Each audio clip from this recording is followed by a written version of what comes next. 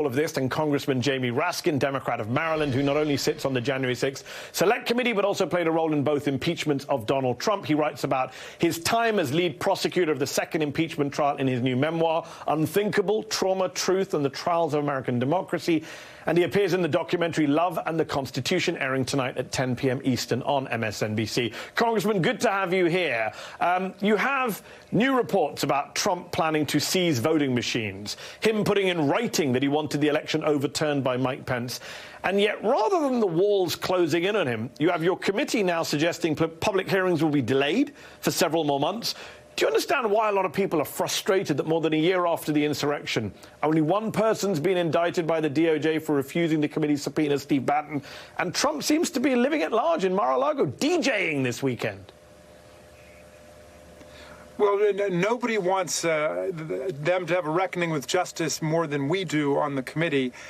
We've gotten overwhelming cooperation from the witnesses, but it still leaves more than a dozen of people in Trump's immediate entourage who are sandbagging and foot-dragging with the committee. And so that's what slowed us down by a few weeks. But we are determined to get to those hearings quickly in the spring, hoping in April, certainly no later than May, and then to get a report out to the American people about what happened. I was impressed by the testimony of that insurrectionist you had on a few moments ago, who said that, you know, he was going to take his crowbar in there in order to get freedom.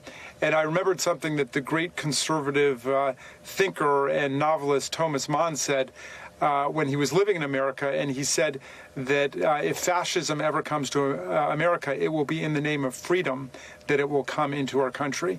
And so there they are talking about freedom while they're trying to destroy our constitutional process. It started with Donald Trump and with his entourage, and then it filtered out all the way through that mob that stormed the Capitol.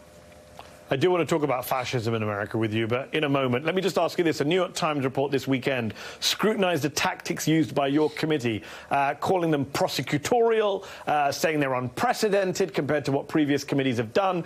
Some are worried that you're setting a precedent for Republicans to use against you when they take back the House. What is your response to all that? Well, we certainly don't need to set any precedents for the Republicans to be extremely zealous on far less serious matters than this. In fact, nobody has been more adamant in Congress that I've seen since being there that everybody must testify before Congress, everybody must turn over their evidence than Jim Jordan or Mark Meadows, who were on the oversight and judiciary committees and who constantly read the riot act, so to speak, to anybody who dared not comply with a congressional subpoena.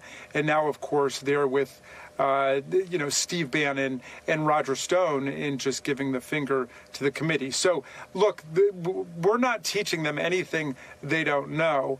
We believe that democracy is on the line here. We are being extremely respectful and mindful of due process rights, and we're not putting anybody in jail. We're just trying to get everybody's best evidence, as the Supreme Court has said we have the right to do, in order to deliver a report to the American people and Congress about how to prevent coups and insurrections going forward.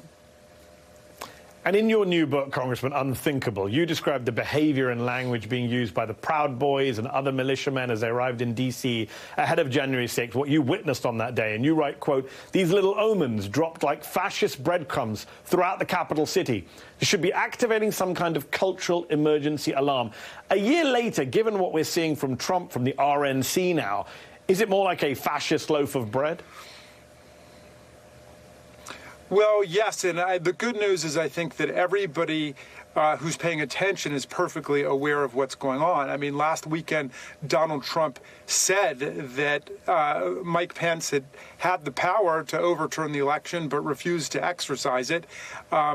And it's not going to happen the same way in 2024 or 2022. But they're actively doing everything they can to engage in voter suppression and then essentially seizure of the machinery of elections, the same way they were talking about doing it in 2020. They are replacing bipartisan or nonpartisan election management and supervision with partisan election management and supervision wherever they can. And they're busily trying to replace anybody who refused to bow down to the will of their cult leader, Donald Trump, starting with Brad Raffensperger, the Secretary of State of Georgia, a loyal, lifelong Republican who's being challenged by another Republican now, Jody Hice. So would you say we're in a, I mean, you're a former constitutional law professor. I know you choose your words carefully. Would you say we are in a fascist political moment right now?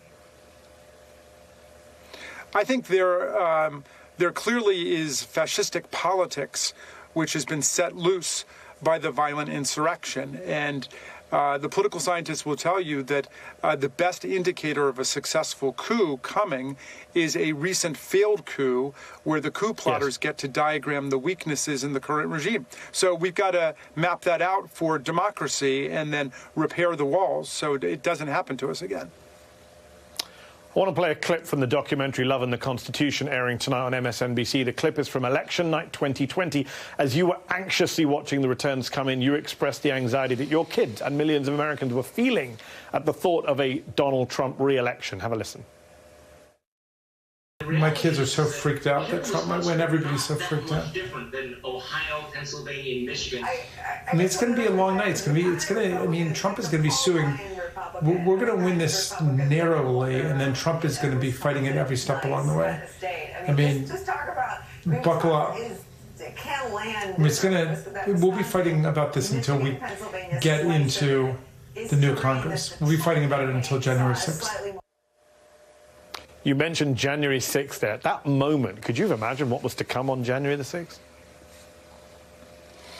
Well, we knew that they were going to try to pull every parliamentary trick in the book and then some not in the book. We expected that they were trying to coerce Mike Pence to declare lawless unilateral powers to reject electoral college votes. But as I record in my book, the one thing that we had not taken seriously was the idea that there would be a violent mob insurrection that would overtake Congress and shut down the counting of votes. And one of the things that we're trying to determine in the January 6th Select Committee is what was the relationship between the inside coup plotters around Donald Trump and the insurrectionists who broke our windows, attacked our police officers, and stormed the Capitol. And, of course, just days before that storming of the Capitol, you lost your son, Tommy, at the end of 2020. I cannot imagine the toll that must have taken on you and your family. In the documentary, you reflect on that loss by placing it in the larger context of the losses so many Americans suffered in the first year of the pandemic. Let's have a watch. We were not the only family in that god-awful year to lose a family member. If you add up COVID-19, opioid deaths, gun violence, and all of the other normal causes, millions of people lost loved ones. Amen. We are indeed surrounded now by American carnage. American carnage, the phrase Trump used in his inaugural speech. In the year that has followed, Congressman, the year that has followed your unthinkable loss, what has given you solace? What has given you hope? Well, my family, of course, my wonderful constituents in Maryland, but really the determination of my colleagues in Congress and people across the country to fight back. People understand how fragile our constitutional democracy is, and we need to defend all of our democratic institutions, which means not just the counting of electoral college votes or the Congress. We need to defend the state legislatures. We need to defend the press. We need to defend freedom of speech and freedom of religion. And we need to defend all those things that are under attack today, reproductive freedom. Essentially, we have a political party that has positioned itself outside the constitutional order, and what we're looking for is constitutional patriots who will stand up for our constitutional structure. Last quick question, Congressman. Hope is important, but what would you say to the cynics who say, let's not put too much hope in this 1-6 committee? We had the Mueller report. We had 2 impeachment trials. Teflon Trump emerged unscathed. He will from the 1-6 committee too. Well, I agree with part of that. We will never get to a point where we can say democracy is safe. American exceptionalism is not about the fact that we are somehow bulletproof immune to fascism and authoritarianism and insurrection and the kind of autocrats we see around the world like Putin and Orban and Duterte and al-Sisi in Egypt. What makes us exceptional is our determination to fight for democracy. And Tocqueville said democracy is